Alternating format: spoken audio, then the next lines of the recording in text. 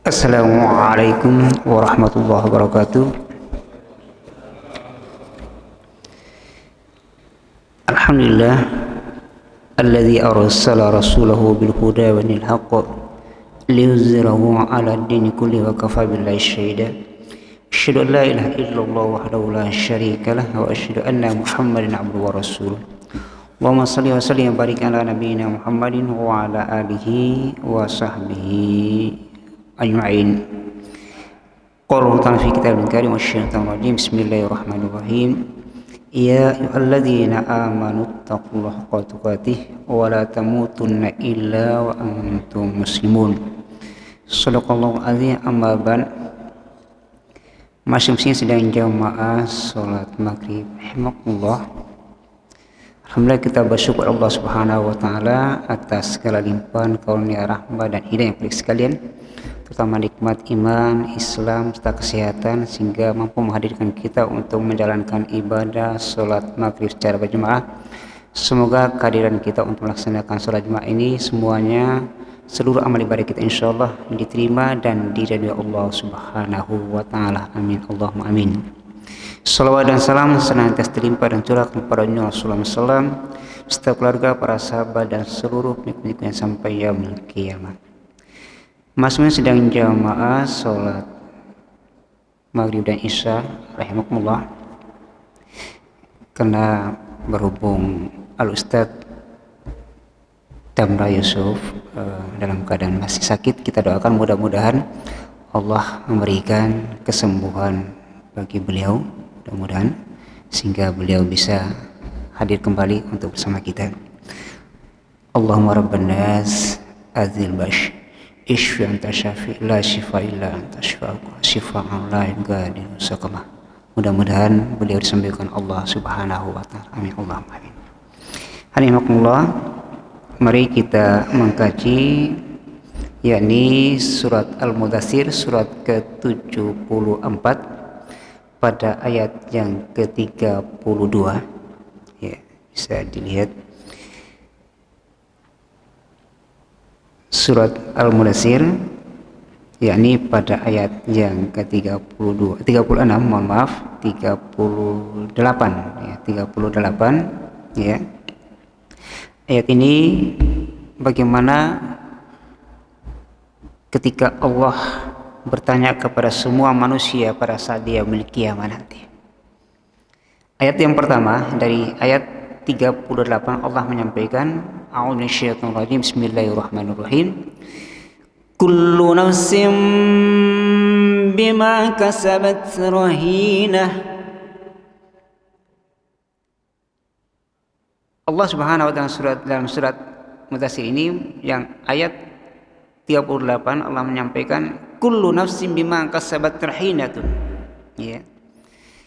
Tiap-tiap manusia, setiap kita ini akan bertanggung jawab atas segala perbuatan yang pernah kita lakukan di dunia ini. Siapapun kita, ya. Kullu nafsin bima kasabat rahinatun. Setiap kita pada saat di yaumil qiyamah nanti hadapan Allah Subhanahu wa taala akan dimintai pertanggungjawaban oleh Allah Subhanahu wa taala. Siapapun dia. Ya. Penguasa dunia kah? Ya, pejabat tinggi kah? Presiden, MPR, DPR, para pejabat, rakyat jelata semua, kaya miskin, kita semua pasti akan diminta pertanggungjawaban dari Allah Subhanahu wa taala. Ya, maka di dalam surat ya Al-Zalzalah itu Allah menyampaikan famay ya'mal mithqala dzarratin khairan yarah wa man ya'mal mithqala dzarratin syarran yarah. Iya. Barang siapa yang melaksanakan kebaikan sekecil apapun, bahkan keburukan sekecil apapun, baik buruk, maka akan dimintai pertanggungjawaban dari Allah Subhanahu wa taala. Diperlihatkan Allah Subhanahu wa taala semua kita. Oleh saya rahimakumullah, mari kita bermuhasabah ya. Mungkin umur kita yang 60 70 ini, mari kita ya bermuhasabah untuk mengingat kembali ya mungkin ya hari-hari yang lalu, masa muda kita banyak berbuat dosa maksiat. Mari sekarang ini kita mohon ampun kepada Allah Subhanahu wa taala. Apalagi sebentar lagi kita datang ya, tamu agung kita ya, ini bulan suci Ramadan. Mari dalam bulan suci Ramadan kita memperbanyak istighfar, mohon ampun dan bertobat kepada Allah Subhanahu wa taala atas segala dosa-dosa kita. Karena kita ini tidak pernah lupa daripada dosa. Ya. Rasulullah menyampaikan kullu bani Adam al-khata'u. Bahwa setiap kita yang keturunan Nabiullah Adam alaihissalam, anak keturunan Nabiullah Adam alaihissalam ini al-khata'u, pasti punya dosa. Siapapun kita. Ya. Saya mau tanya Pak, kira-kira bapak-bapak ini yang mungkin sudah usia, sudah haji, sudah ibadah, ya, sudah zakat, sudah sekian, ya, kira-kira tidak punya dosa Pak? Kira-kira ada yang nggak punya dosa? Ya, kita pasti punya dosa. Ya, kalau dosa kita kepada Allah Subhanahu Wa Taala itu langsung kita mohon ampun kepada Allah Subhanahu Wa Taala. Tapi kalau dosa kita kepada manusia Pak, maka kita harus meminta maaf di antara kita. Ya. Sebelum di antara kita memberikan maaf di antara kita, maka dosa itu masih digantungkan Allah Subhanahu wa taala. Hati-hati. Hati-hati, Pak. Maka merugi kita ketika bulan suci Ramadan datang, begitu bulan suci Ramadan berlalu tapi dosa kita belum diampuni Allah Subhanahu wa taala. Kenapa? Karena masih ada sangkut pautnya kita dengan saudara kita. Hati-hati. Maka hati-hati. Segera kita minta maaf di antara kita. Iya. Saudara kita, teman kita, siapa saja yang berbuat salah, bahkan kita berbuat salah kepada mereka, mengambil hak orang lain, mari kita ya memberikan maaf, ya, memohon maaf dan minta maaf, bahkan kita memberikan maaf kepada siapa yang bersalah kepada kita. Kenapa? Dengan seperti itu maka insya Allah dosa kita dengan Allah Subhanahu wa taala. Ya. Tapi kalau ada orang ketika sangkut pautnya tapi dia belum minta maaf, bahkan orang lainnya yang dia berbuat salah tadi belum memberikan maaf kepada dia, maka jangan diharapkan dosanya diampuni Allah Subhanahu wa taala. Hati-hati, Pak. Jadi kalau dosa kita kepada Allah Subhanahu wa taala langsung kita mohon ampun, istighfar, mohon ampun, bertobat, meninggalkan semua dosa itu. Tapi kalau dosa kita terhadap sama manusia, Pak, masih sangkut paut dengan manusia, maka dosa kita belum diampuni walaupun kita minta ampun kepada Allah Subhanahu wa taala. Kalau yang bersangkutan belum bisa maafkan kepada kita, apalagi kita belum minta maaf kepada mereka. Dosa itu mari. Ya. Jadi dikatakan Nabi, ya, al-khata', kita semua pasti punya dosa. Tapi Rasul menyampaikan wa khairul khata'u at-tawabun. Sebaik-baik orang yang berbuat dosa adalah mohon ampun, bertobat kepada Allah Subhanahu wa taala. Itu yang terbaik. Betapa Nabiullah Adam alaihissalam berbuat dosa. Cuma hanya makan buah khuldi, Pak. Cuma sekali saja. Cuma hanya makan buah khuldi. Kita ya banyak bermaksiat. Masya Allah. Banyak dosa yang kita lakukan. Tapi apakah kita setiap hari mohon ampun, istighfar kepada Allah Subhanahu wa taala? Rasulullah SAW setiap harinya sampai 100 kali istighfar mohon ampun kepada Allah Subhanahu wa taala. Itu Rasulullah. Ya, istighfarnya itu hampir 100 kali setiap hari, padahal dosanya sudah mendapat jaminan ampun. Surga jaminannya, kekasih Allah Subhanahu wa taala. Tetapi setiap hari mohon ampun, istighfar, astagfirullahalazim, astagfirullahalazim. 100 kali. Kita berapa kali, Pak? Saban malam melaksanakan sholat tahajud. Setiap malam. Maka istrinya mengatakan, "Ya Rasul, dosamu yang lalu, yang sekarang yang akan datang sudah mendapat jaminan ampun, surga jaminannya." Liyaghfirallahu ma taqaddama min zambi. Dosanya yang lalu, sekarang akan datang, semuanya sudah mendapat jaminan ampun. Kenapa sholatmu seperti begitu ya Rasul? Coba kita melihat di dalam riwayat itu, kakinya sampai bengkak, Pak. Setiap malam melaksanakan ibadah Allah Subhanahu wa taala. Apa jawaban daripada Rasulullah SAW? Wahai istriku yang tercinta, benar, aku adalah kekasih Allah Subhanahu wa taala. Jaminan surga, dosa sudah mendapat jaminan ampun. Tapi apa dikatakan Rasulullah SAW? Afala uhibbu an akuna abdan syakura. Apakah aku ini sudah diberikan keistimewaan Allah Subhanahu wa taala, menjadi kasih Allah, menjadi rasul, menyampaikan wahyu Allah. Tapi apakah aku ini tidak ingin menjadi hamba yang bersyukur kepada Allah Subhanahu wa taala? Abdan syakura, hamba yang senantiasa bersyukur kepada Allah Subhanahu wa taala. Coba bayangkan, Pak. Kita, Pak, ya. Berapa kali kita berbuat dosa kepada Allah? Lalu berapa kali kita mohon ampun kepada Allah Subhanahu wa taala? Berapa kali kita menjalankan tahajud kepada Allah Subhanahu wa taala? Rasulullah setiap Senin Kamis tengah bulan 13, 14, 15 melaksanakan puasa. Kita berapa kali Pak berpuasa Senin Kamis? Ya. Mari kita introspeksi. Ini Rasulullah SAW. Ya. Kullu nafsin bima kasabat rahinat. Tiap-tiap kita akan diminta pertanggungjawaban dari Allah Subhanahu wa taala. Oke, barangkali di dunia ini ya, ada orang yang dizalimi, ya, ada orang yang salah disingkirkan, ya. Masuk dalam pengadilan, cari pengacara yang beken, yang salah dibenarkan, yang benar disalahkan. Itu di dunia.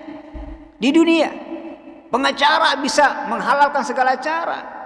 Iya. Yang salah bisa dibenarkan, yang benar bisa disalahkan. Tapi yaumil akhir nanti pengadilan Allah Subhanahu wa taala, Rabbul Jalil, tak seorang pun akan bergeser daripada pengadilan Allah Subhanahu wa taala. Iya. Seorang raja pun sekalipun, maka dia akan menjadi orang yang akan terhina kalau dia tidak bisa mempertanggungjawabkan dari Allah Subhanahu wa taala. Oleh sebab itu mari kita introspeksi pada diri kita. Setiap kita pasti akan minta pertanggungjawab Allah Subhanahu wa taala. Selanjutnya Allah menyampaikan illa ashabal yamin. Iya. Ayat 39. Illa ashabal yamin, kecuali orang-orang yang menjadi golongan kanan. Siapa golongan kanan itu?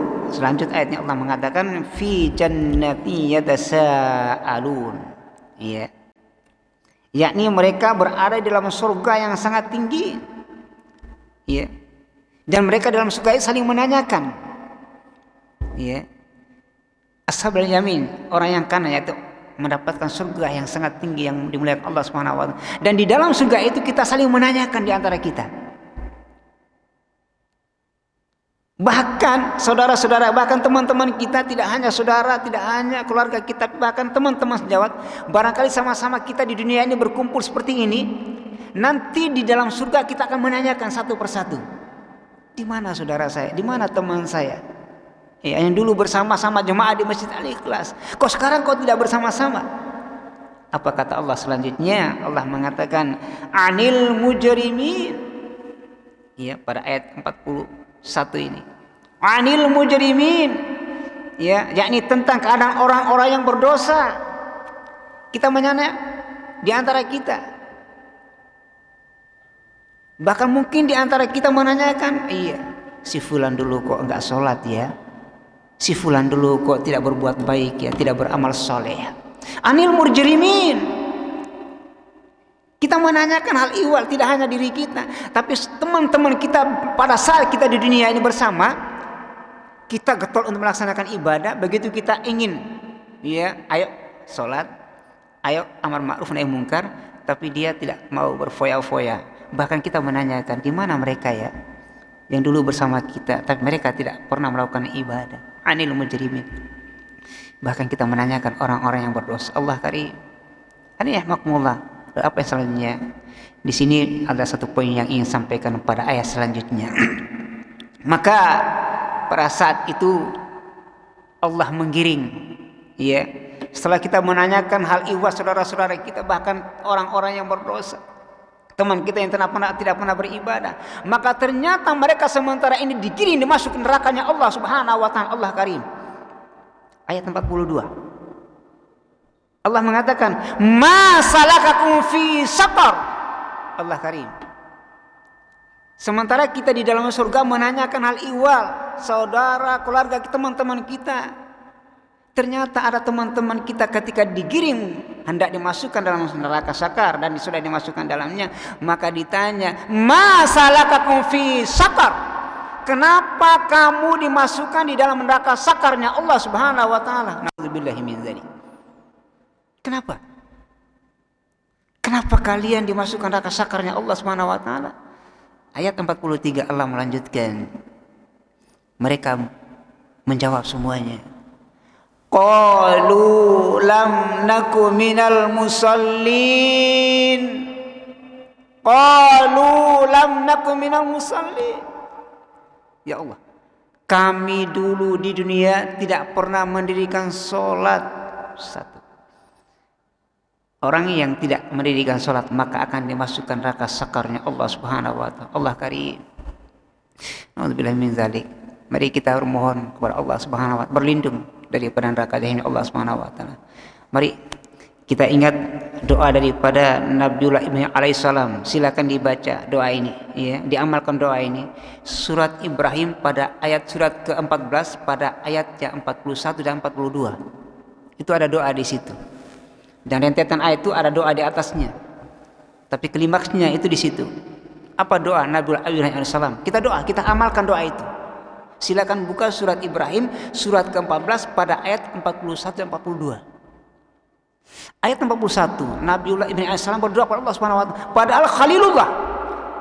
Nabiullah Ibrahim alaihissalam adalah Khalilullah, kekasih Allah Subhanahu wa taala, tapi beliau berdoa kepada Allah Subhanahu wa taala. Apa doanya? Rabbi ja'alni muqimas salati wa min dzurriyyati Rabbana wa taqabbal du'a.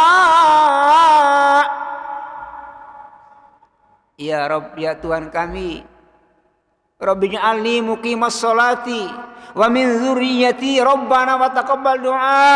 Ya Rabb, ya Tuhan kami, jadikanlah aku ya Allah, dan jadikanlah anak cucu keturunanku ya Allah, anak cucu keturunan yang senantiasa mendirikan salat ya Allah. Coba bayangkan, anak cucu keturunan yang mendirikan salat. Rabbana wa taqabbal du'a. Ya Rabb, kabulkanlah doa kami ya Allah. Coba bayangkan, ini Khalilullah. Nabi Ibrahim itu merupakan Khalilullah, kekasih Allah Subhanahu wa taala. Termasuk ulul azmi. Iya. Tapi mereka masih berdoa kepada Allah Subhanahu wa taala supaya diberikan keturunannya adalah anak-anak yang mendirikan salat. Coba mari kita lihat dalam surat Al-Ankabut ayat 45, definisi salat itu apa? Innas salata tanha 'anil fahsya'i wal munkar. Sesungguhnya salat itu mampu mencegah daripada perbuatan keji dan munkar. Itu salat. Loh Pak, ada orang salat tapi mencuri, orang salat tapi korupsi, banyak pejabat yang korupsi. Bukan salatnya yang salah, manusianya yang tidak maknai salat. Kenapa banyak yang korupsi, menyeleweng? Bukan salatnya yang salah, tapi makna daripada salat itu yang salah, disalahgunakan. Dia cuma hanya salat tok, tetapi dia tidak maknai salat itu. Dia tidak menjadikan kehadiran Allah dekat pada dirinya. Dia hanya gugur kewajiban, salat sudah ikut-ikut salat. Hadiyakumullah. Nah, kalau anak-anak kita kalau sudah mendirikan salat dengan betul, memaknai salat dalam kehidupannya, melaksanakan salat dalam kehidupannya, aplikasi perbuatannya, insya Allah Pak, inilah akan menjadi jaminan di dalam surat An-Nisa. Surat An-Nisa pada ayat 9, surat yang keempat. Ini dikhawatirkan oleh orang yang beriman dan bertakwa. Apa yang kita khawatirkan? Wal yakhshal ladzina utaraku min khalfihim dzurriyyatan di'afa. An-Nisa surat keempat ayat 9. Ya. Wal yakhshal ladzina utaraku min khalfihim dzurriyyatan di'afa khafu 'alaihim falyattaqullah wal yaqulu qawlan sadida.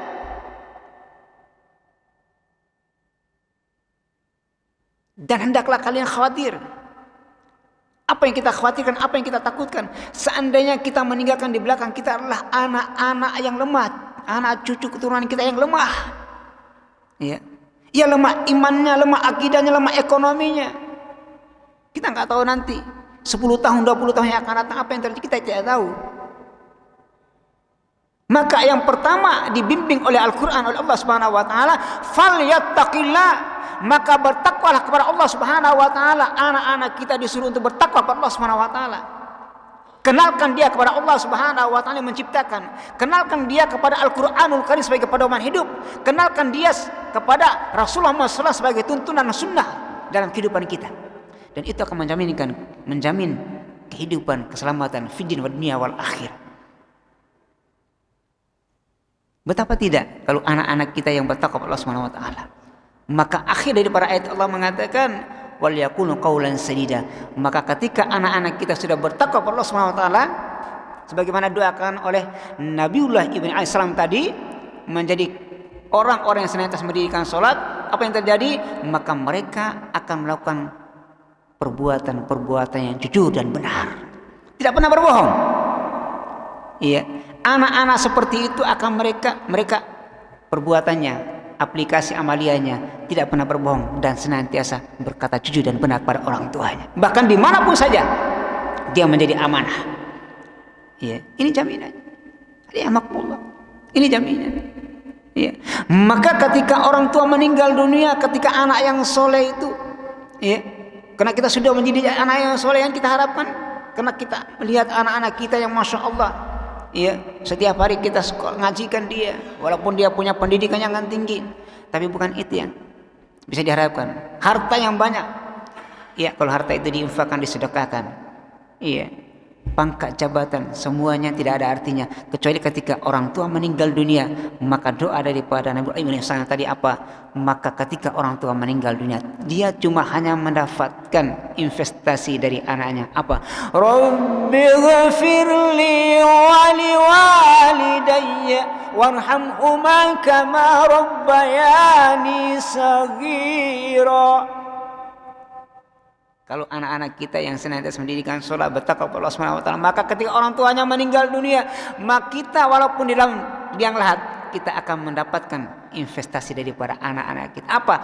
Doa awaladin sholih, ya doa anak yang soleh. Rabbighfirli wa liwalidayya warhamhuma kama rabbayani saghira. Ya Rabb, ya Tuhan kami, ampun dosa kami ya Allah dan dosa kedua orang tua kami ya Allah, sebagaimana mereka berdua telah mengasuh mendidik kami ya Allah di waktu kami kecil ya Allah. Cuma itu Pak, semua kita tinggalkan, cuma hanya itu yang kita sekarang susah payah, peras keringat banting tulang. Ternyata ketika kita kembali cuma hanya sehelai kain putih.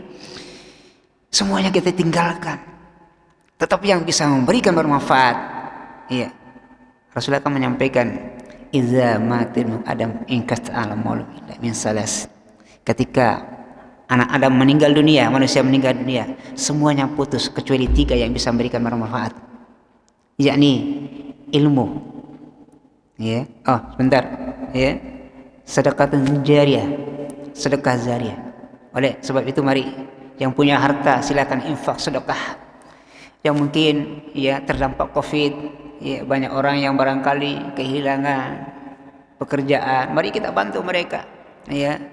Mari harta kita infakkan ke kotak amal di masjid, pembangunan masjid, ya, panti asuhan, ya, misi dakwah, dan itu merupakan harta kita yang kekal.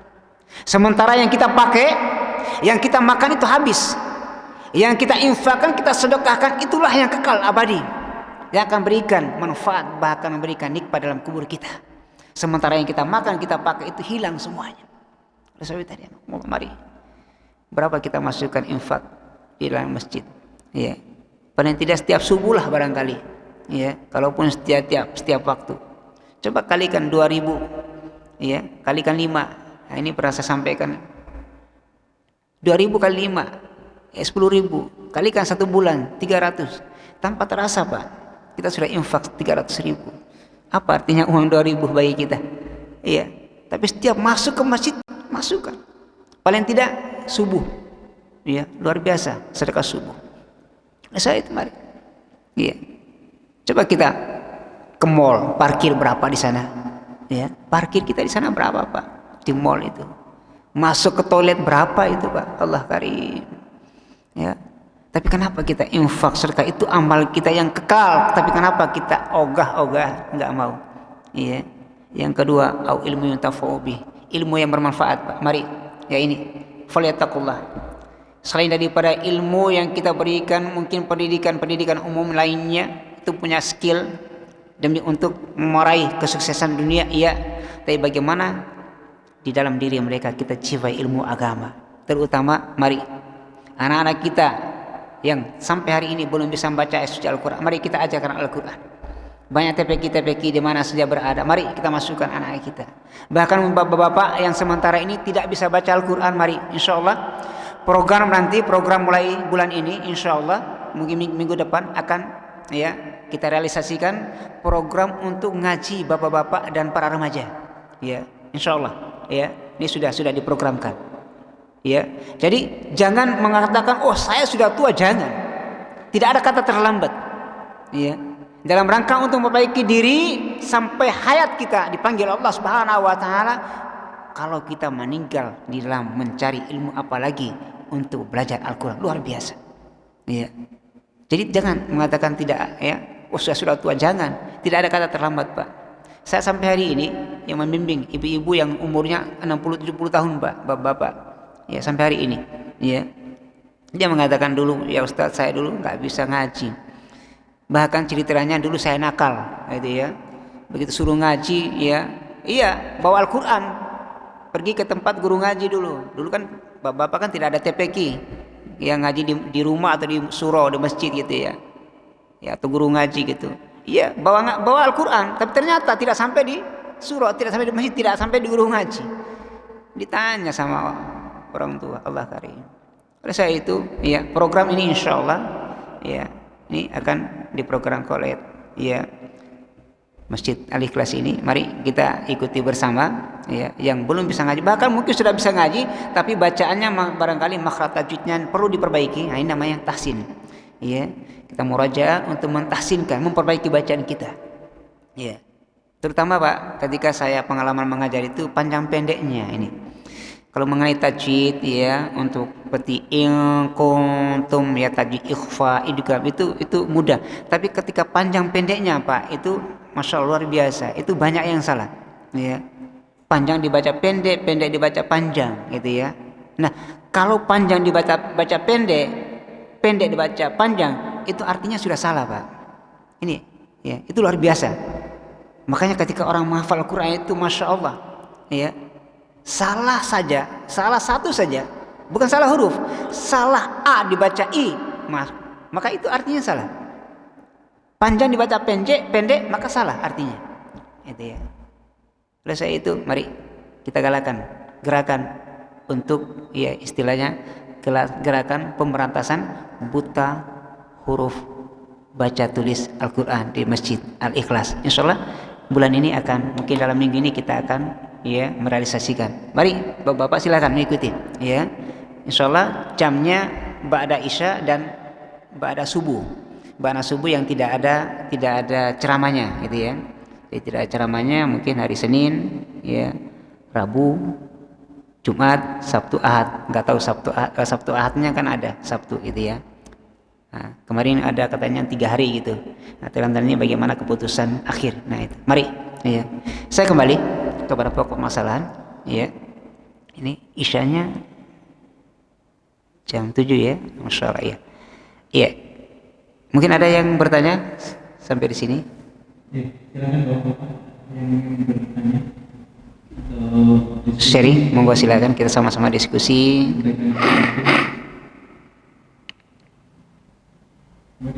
Iya, iya. Iya, saya lanjutkan. Jadi ketika kita dalam surga itu, ya, kita berdialog di antara kita. Alhamdulillah. Ya, mudah-mudahan keluarga kita, anak istri kita, ya, semuanya masuk dalam surga. Bahkan jamaah ini insya Allah dimasukkan dalam surga, kita bisa berdialog di sana nantinya. Ya. Tapi bagaimana teman-teman kita yang dimampirkan di neraka, Allah karim. Maka ayatnya Allah mengatakan, "Masalakakum fi sakar?" Kenapa kalian dimasukkan neraka sakarnya Allah Subhanahu Wa Taala? Kenapa kalian dimasukkan neraka sakar ini? Mereka mengatakan, qalu lam nakum minal musallin.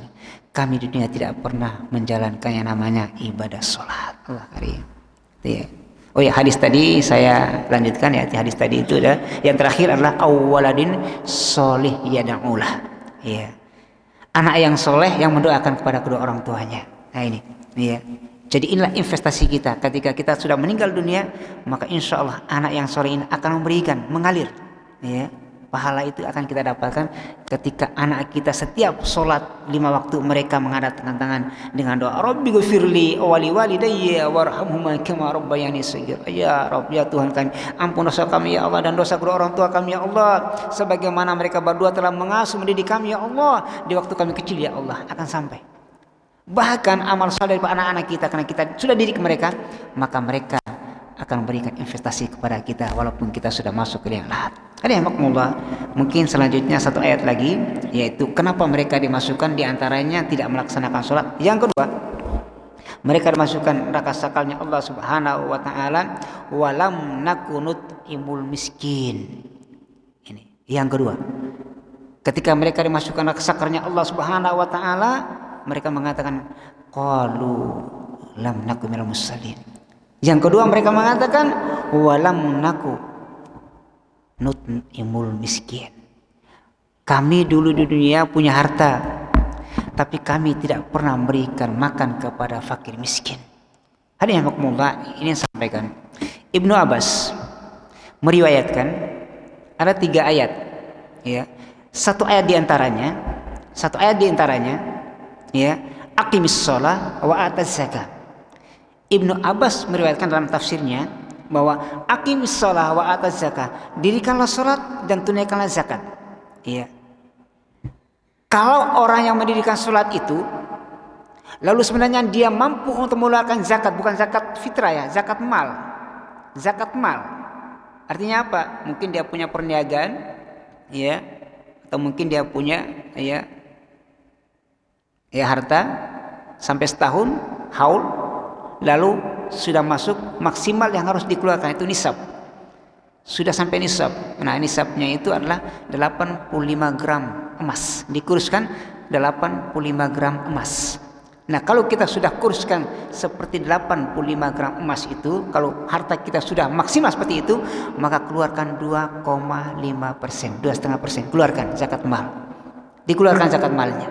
Nah, kalau mereka mampu tapi tidak mau mengeluarkan zakat mal, maka ayat ini ditafsirkan oleh Ibnu Abbas mengatakan solatnya dia laksanakan tapi dia tidak menunaikan zakat mal, maka ibadahnya tidak akan diterima Allah Subhanahu wa taala. Nauzubillahi min dzalik. Solatnya iya, zakatnya tidak, puasa iya, haji iya, tapi tidak pernah mengeluarkan zakat mal, maka riwayat dari Ibnu Abbas, maka semua ibadahnya tidak akan diterima Allah Subhanahu wa taala. Nauzubillahi min dzalik. Allah karim. Hati-hati. Iya. Walam nakun miskin. Kami dimasukkan neraka sakat karena kami tidak memberikan makan kepada fakir miskin. Bagaimana kalau kita tidak mampu untuk melaksanakan zakat mal? Ya, infak sedekah tadi yang saya katakan. Paling tidak masuk ke dalam masjid 2.000 saja setiap waktu, ya. Atau 1.000 silahkan. Ya, semampu kita. Infak sedekah keluarkan. Itu ya. Kenapa? Inilah harta kita yang akan kita bawa di akhirat. Nah, kalau tidak, ini ancamannya. Ya, orang yang punya harta tidak mau melaksanakan atau tidak menaikkan zakat, bahkan tidak pernah infak sedekah. Ada tetangga yang miskin tidak mau ditolong, bahkan saudara yang miskin juga tidak mau ditolong, maka neraka sakarnya akan dimasuk di dalamnya. Nauzubillahi min dzalik. Mudah-mudahan apa yang sampaikan ini bermanfaat bagi kita sekalian. Mungkin ada yang ditanyakan, kalau enggak kita tutup. Ya. Terima kasih dan mohon maaf. Semoga ini merupakan renungan bagi kita sekalian. Ya, semoga seluruh amal ibadah kita insyaallah terima Allah Subhanahu wa taala. Mudah-mudahan ayat ini tidak terkena pada kita, tidak kita terhindar daripada neraka sakarnya Allah Subhanahu wa taala. Tetap beribadah, meningkatkan ibadah kepada Allah Subhanahu wa taala. Yang punya harta, mari kita infak sedekahkan dalam rangka untuk mendapatkan keridhaan mardatillah dan mendapatkan nikmat kubur dan dimasukkan surganya Allah Subhanahu wa taala. Semoga sekali lagi seluruh amal ibadah kita insyaallah terima dari Allah Subhanahu wa taala. Dosa-dosa kita insyaallah diampuni Allah Subhanahu wa taala. Semoga kita di akhirat kita dipanggil Allah Subhanahu wa taala dengan untayan panggilan ayat dalam surat Al-Fajr, yakni ya ayyatuhan nafsul mutmainnah irji'i ila rabbiki radiyatan mardiyah fadkhuli fi ibadihi wadkhuli jannati.